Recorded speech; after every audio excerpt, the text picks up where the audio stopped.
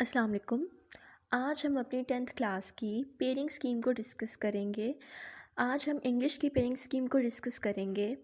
Pairing scheme का असल मकसद ये होता है कि स्टूडेंट को एक सीक्वेंस बता दिया जाए जिससे वो अपना पेपर अटैम्प्ट कर सकता है और जिस सीक्वेंस को वो फॉलो करते हुए अपनी प्रिपरेशन अच्छे तरीके से कर सकता है। और इस सीक्वेंस में सबसे ज़्यादा फ़ायदा उन बच्चों को होता है जिन्होंने सारा साल इतना फोकस करके नहीं पढ़ा होता या जिन्होंने सिर्फ पासिंग मार्क्स निकालने होते हैं कि वो कुछ चीज़ों को लर्न करके अच्छे पासिंग मार्क्स निकाल सकते हैं। उन स्टूडेंट्स को भी इस पेयरिंग स्कीम से बहुत फ़ायदा होता है जो हाईएस्ट मार्क्स लेना चाहते हैं। वो एक पैटर्न को फॉलो करते हुए अपने डिज़ायरेबल गोल्स को अचीव कर लेते हैं। तो हम अपनी वीडियो को शुरू करते हैं। इससे पहले आप हमारे चैनल को सब्सक्राइब कर लें। हमारे पेपर के कुल मार्क्स 75 होते हैं। इस पेपर के अंदर दो अहम हिस्से होते हैं। पहला हिस्सा ऑब्जेक्टिव टाइप होता है और दूसरा हिस्सा सब्जेक्टिव टाइप होता है। ऑब्जेक्टिव टाइप के कुल मार्क्स 19 होते हैं और बाकी के मार्क्स हमारे सब्जेक्टिव टाइप के होते हैं। तो आइए अब इन दोनों हिस्सों को डिटेल में देख लेते हैं। जैसा कि मैं आपको बता चुकी हूँ कि ऑब्जेक्टिव टाइप के 19 मार्क्स होते हैं। इसमें जितने भी सवाल होते हैं वो सारे एमसीक्यूज़ होते हैं और इनके हमें 4 ऑप्शंस दिए गए होते हैं जिसमें से हमने कोई एक ऑप्शन चूज़ करना होता है और उसके बाद हमने बबल शीट के ऊपर बबल को फिल करना होता है। तो ऑब्जेक्टिव टाइप के हमारे पास 4 हिस्से हैं। पहला हिस्सा फॉर्म ऑफ वर्ब है। फॉर्म ऑफ वर्ब का हिस्सा 5 मार्क्स का होता है, यानी इसके 5 क्वेश्चंस आएंगे। सेकंड इसमें जो हिस्सा होता है वो करेक्ट स्पेलिंग्स हैं। इसमें हमारे पास 4 सवालात होते हैं और इसके 4 ही नंबर होते हैं। हर सवाल के 4 ऑप्शंस होते हैं, उन चारों में से एक स्पेलिंग सही होता है और हमने सही स्पेलिंग को मार्क करना होता है। ये स्पेलिंग हमारे टेक्स्ट बुक से आते हैं, या तो रीडिंग में से आते हैं या मेन हेडिंग्स में से आते हैं, लेकिन आते हमारे टेक्स्ट बुक में से हैं। अगला हिस्सा हमारे पास सिनोनिम एंटोनिम्स का होता है। ये हिस्सा इंतहाई अहम है क्योंकि जब भी हम इस सवाल को शुरू करने लगते हैं तो ऊपर लिखा होता है करेक्ट सिनोनिम को मार्क करें, जबकि जब हम इसको मार्क कर रहे होते हैं तो अंदर वाली स्टेटमेंट्स में किसी एक में लिखा होता है करेक्ट एंटोनिम को मार्क करें। और बच्चे ज़्यादातर वो वाली स्टेटमेंट ना पढ़े बगैर सिनोनिम को ही मार्क कर रहे होते हैं।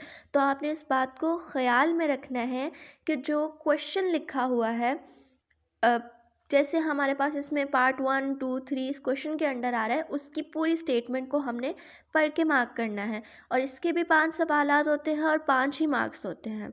इसके बाद हमारे पास ग्रामर आ जाती है जो कि 5 मार्क्स की होती है। ये हमारी इंग्लिश ग्रामर बुक से होती है। ये बिल्कुल भी मुश्किल नहीं होती, बहुत आसान होती है। इसमें हमारे पास टेंसेस होते हैं और इस तरह से दीगर ग्रामर के सवालात होते हैं और ये भी एमसीक्यूज़ ही होते हैं।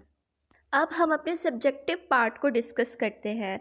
सब्जेक्टिव पार्ट के 56 मार्क्स होते हैं, यानी ये हमारे पेपर का एक अहम हिस्सा है और इसको हमने बहुत अच्छे से प्रिपेयर करना होता है।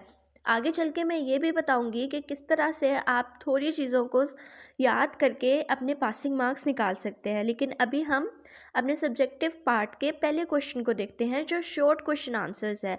शॉर्ट क्वेश्चन आंसर्स हमारे पास 8 दिए गए होते हैं जिसमें से हमने कोई से 5 लिखने होते हैं और इन 8 में से 5 क्वेश्चंस ऐसे होते हैं जो हमारी टेक्स्ट बुक की एक्सरसाइज से आते हैं। इसलिए हमें एक्सरसाइज के क्वेश्चन आंसर्स को बिल्कुल भी नहीं छोड़ना। और अगर हम एक्सरसाइज के सारे सवालात को कर लेते हैं तो ये सवाल हमारा आराम से हो जाता है। ये क्वेश्चन नंबर 2 है, इसके टोटल 10 मार्क्स होते हैं और हर शॉर्ट क्वेश्चन आंसर्स के 2 मार्क्स होते हैं। इसके बाद हमारा सवाल नंबर 3 आता है जो कि ट्रांसलेशन ऑफ पैराग्राफ होता है। ये 8 नंबर का सवाल है।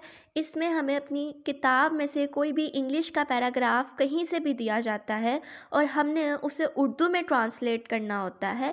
और ये इंतहाई आसान और अहम हिस्सा है, लेकिन इसमें कोई चॉइस नहीं होती। इसके बाद हमारे पास सवाल नंबर 4 आता है जिसके अंदर हमारे पास समरी और स्टेंजा में चॉइस होती है। समरी और स्टेंजा में से समरी को करना ज़्यादा प्रेफरेबल है इस समरी को करते हुए हमने एक बात को ख़याल में रखना है कि हम इसके अंदर कोटेशंस को ऐड करेंगे और वर्ड्स को हाईलाइट करेंगे। और अगर आप स्टेंजा भी कर रहे हैं तब भी आपको इन दोनों बातों को अच्छे से ज़हन में रखना है, क्योंकि इन बातों की वजह से आपको नंबर मिलते हैं। और अगर आप कोई कोटेशन नहीं लिखते तो आपको 3 से ज़्यादा नंबर इस सवाल में नहीं मिलेंगे। इस सवाल के टोटल 5 नंबर हैं और हाईएस्ट 4.5 और 5 भी आ जाते हैं आसानी से। इसके बाद हमारे पास सवाल नंबर 5 आता है, जो कि ऐसे होता है। ऐसे हमारे पास 3 दिए जाते हैं जिसमें से कोई एक अटेम्प्ट करना होता है और ये 15 मार्क्स का सवाल है। अब ये सवाल सबसे अहम सवाल है हमारे पेपर का, क्योंकि इसके सबसे ज़्यादा मार्क्स हैं और इस सवाल को हम अपने पेपर के एंड पे करते हैं क्योंकि ये सबसे ज़्यादा लेंथी होता है। इसके मिनिमम पेजेस अगर कहे जाएँ तो 3 से 4 या 4 से 5 लिखे जा सकते हैं और मैक्सिमम पेजेस 7, 8, 9 इतने होने चाहिए, इससे ज़्यादा पेजेस नहीं होने चाहिए। वैसे प्रेफरेबल 6 पेजेस का ऐसे इनफ होता है। इसके अंदर भी कोटेशंस होनी चाहिए और वर्ड हाईलाइटेड होने चाहिए, पैराग्राफ फॉर्म में ऐसे लिखना चाहिए। इसके बाद सवाल नंबर 6 हमारे पास डायरेक्ट इनडायरेक्ट है। ये 5 नंबर का सवाल होता है। इसमें या तो हमारे पास इनडायरेक्ट स्टेटमेंट दी जाती है और उसे हमने डायरेक्ट में चेंज करना होता है और इसी तरह से वाइस वर्सा। सवाल नंबर 7 हमारे पास पेयर ऑफ वर्ड्स होता है। इस सवाल में हमारे पास एक पेयर दिया जाता है जिनके या तो स्पेलिंग सिमिलर होते हैं, सेम नहीं सिमिलर होते हैं, या फिर उनकी वॉइस सिमिलर होती है, यानी जब हम उन्हें बोलते हैं तो वो एक जैसे लगते हैं लेकिन उनके मीनिंग्स वो बिल्कुल मुख्तलिफ होते हैं।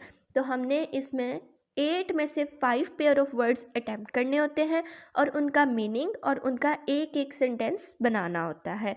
इसके बाद क्वेश्चन नंबर 8 आता है, जो हमारे पास फिर से ट्रांसलेशन होती है और ये 8 मार्क्स की होती है, लेकिन ये पहले वाली ट्रांसलेशन से मुख्तलिफ होती है। इसमें भी कोई चॉइस नहीं होती है। इसमें हमारे पास एक उर्दू का पैराग्राफ होता है और उसे हमने इंग्लिश में कन्वर्ट करना होता है और ये पैराग्राफ वहीं से आते हैं जो हमारी इंग्लिश ग्रामर की बुक में गिवन होते हैं या फिर ये पास्ट पेपर्स से होते हैं और ये भी एक इंतहाई अहम सवाल है। अब हम बात करते हैं उस ट्रिक की जिसका हमने पूरी वीडियो में वेट किया है।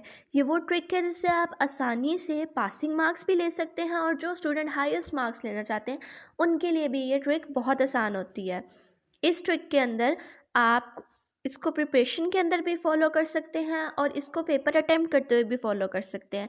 इस ट्रिक में आपने सबसे पहले एमसीक्यूज़ को लर्न करना होता है और इसी तरह एग्ज़ाम में सॉल्व करना होता है। फिर शॉर्ट क्वेश्चन आंसर्स आते हैं हमारे पास, फिर direct, indirect, pair of words, then आप समरी को याद करें और उसके बाद ट्रांसलेशंस को याद करें और इन दी एंड एसे को याद करें। अगर कोई स्टूडेंट सिर्फ पासिंग मार्क्स लेना चाहता है तो वो MCQs, short question answers, pair of word, direct, indirect और इन चारों चीज़ों को याद कर ले तो उसके 40+ आराम से मार्क्स आ जाएंगे।